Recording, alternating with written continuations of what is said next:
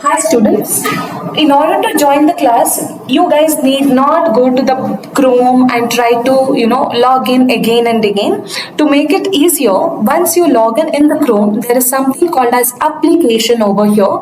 Just click on the application. Here you can download your application into your PC itself. If you are using Windows, select Windows and download. If you are using Mac, select Mac and download. I'm using Windows. I'm just clicking on download. Now automatically the software will be downloaded. You just click on that. Click on next, and now automatically you can see that the software has been downloaded, installed, and you can see the software.